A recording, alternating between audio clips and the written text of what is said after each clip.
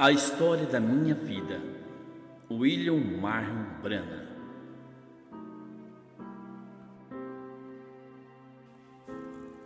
Bem, depois que eu tinha 10 dias, ou mais ou menos isso, eles me levaram a uma igrejinha batista chamada Reino do Gambá. Igreja Batista do Reino do Gambá. É um nome tanto. Havia um velho pregador itinerante, o antiquado pregador batista, passava por ali mais ou menos uma vez cada 2 meses. O povo tinha um pequeno culto junto, eles cantavam os hinos, mas tinha culto de pregação de vez em quando com um pregador itinerante. Eles os pagavam todo ano com um saco de abóboras e umas coisinhas assim, você sabe, que o povo plantava para dar para ele. E o velho pregador passou por ali e ofereceu oração por mim, como um menininho. Aquele foi a minha primeira viagem à igreja. Com a idade de mais ou menos um pouco mais de 2 anos de idade, a primeira visão aconteceu. Bem, eles contaram lá pelas montanhas que essa luz veio, assim eles tentaram compreendê-la. Alguns disseram que havia sido a luz do sol refletindo no espelho dentro de casa, mas não havia espelho lá dentro. E o sol não tinha saído, pois era muito cedo, 5 horas. E então, simplesmente não fizeram caso dela.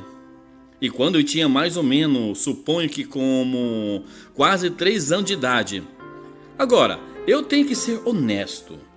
As coisas aqui que não gosto de dizer, eu gostaria de ignorá-las e não ter que dizê-la.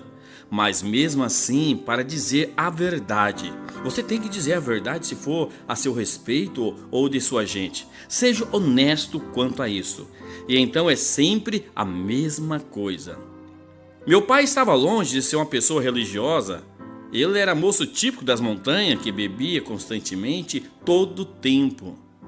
E ele tinha entrado em apuros numa briga e 2 ou 3 homens quase se mataram enquanto brigavam, atirando e cortando um ao outro com faca.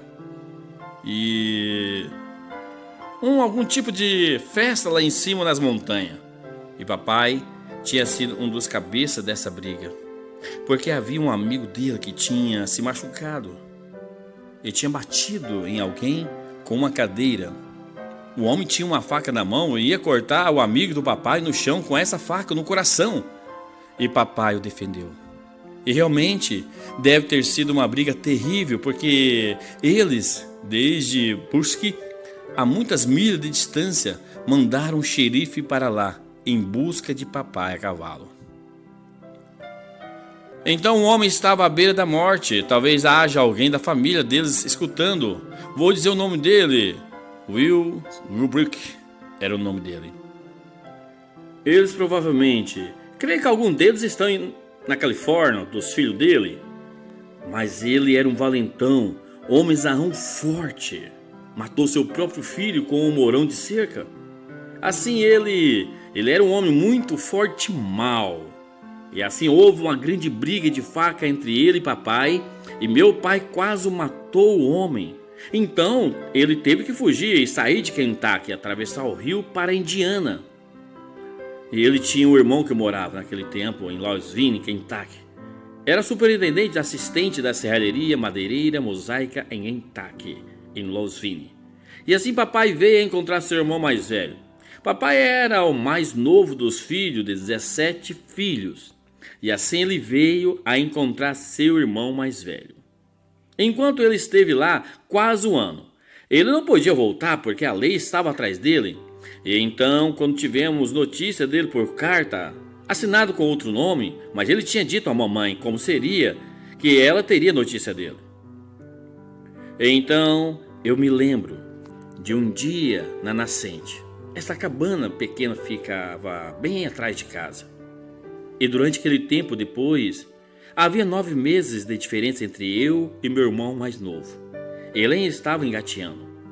E eu tinha uma pedra grande na mão e eu estava tentando mostrar quão forte eu podia atirar esta pedra velha na lama, de onde as nascentes tinham corrido no chão e formado um lamaçal. e eu ouvi um pássaro. Ele estava cantando em cima de uma árvore. E olhei para aquela árvore, e o pássaro voou. E quando voou, uma voz falou comigo.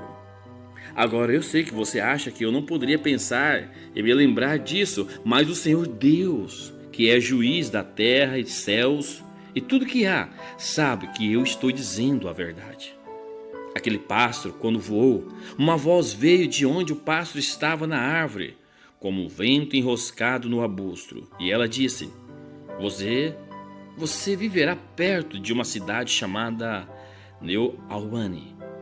E eu tenho vivido desde o tempo que tinha 3 anos de idade até agora. Dentro de 3 milhas, 5 quilômetros de New Albany, na Indiana. Eu vim para dentro de casa, para dentro e contei para minha mãe a respeito disso. Ora, ela pensou que eu simplesmente tivesse sonhado ou algo assim. Mais tarde, nós mudamos para Indiana e papai foi trabalhar para um homem, o Sr. Walter, um homem rico. Ele é dono das destilarias Wirth e ele possui grandes ações. Ele é um multimilionário do golfe de Louisville e beisebol e etc. Então morávamos ali perto. E papai, sendo um homem pobre, todavia não podia ficar sem beber. Então ele começou a fazer uísque no alambique. Então isso foi um sofrimento para mim, porque eu era o mais velho dos filhos e eu tinha que vir e carregar água para esta alambique para conservar aqueles tubos em espiral frios enquanto fazia o uísque. Então ele começou a vendê-lo. Então ele conseguiu 2 ou 3 daqueles alambiques. Agora, essa é a parte que eu não gosto de contar, mas é a verdade. Eu me lembro de um dia, vindo do estábulo para casa chorando, porque lá atrás desse lugar havia uma pequena lagoa, onde eles costumavam cortar gelo. Muitos de vocês se lembram de quando eles cortavam gelo e eu colocava em serragem. Bem, era assim que o Sr. Walter guardava gelo lá no campo. E papai era um chofer para ele, um chofer particular. E quando esta lagoa estava cheia de peixe, e quando eles podiam cortar o gelo e trazer para dentro e colocá-lo na serragem, então quando o gelo derretia no verão, enquanto baixava, estava meio limpo, suponho, mas como um lago de gelo, eles podiam usá-lo, não para beber, mas para manter a água fria e colocando-a em volta dos seus baldes, seu leite, etc. E um dia, carregando a água desta bomba, a qual estava mais ou menos a um quarteirão, eu estava reclamando até não poder mais, porque eu tinha vindo da escola e todos os meninos tinham ido ao lago para pescar. Eu simplesmente gostava muito de pescar, de modo que todos eles foram para pescar, menos eu. Eu tinha que carregar água para aquele alambique. Claro, que coisa! Isso tinha que ser em silêncio, era proibido. Era um sofrimento. Eu me lembro de vir por ali com um dedo de pé machucado, de tropeçar, e tinha um sabugo amarrado debaixo do meu dedo para conservá-lo fora do pó. Você já fez isso?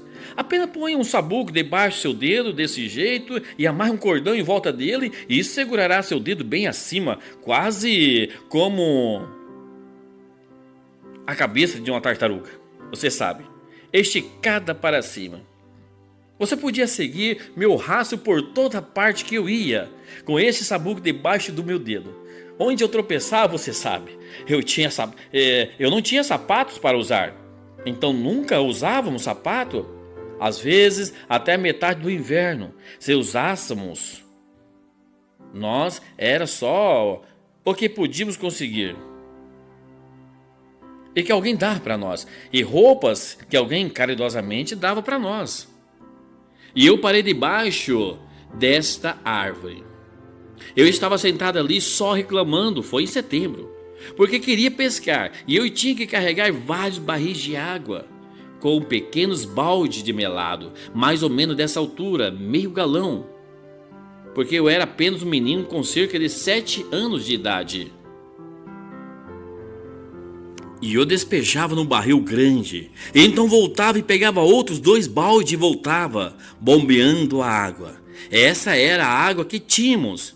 E eles iam fazer uma porção de uísque de milho naquela noite. Estes homens com papai, lá em cima, perto da casa.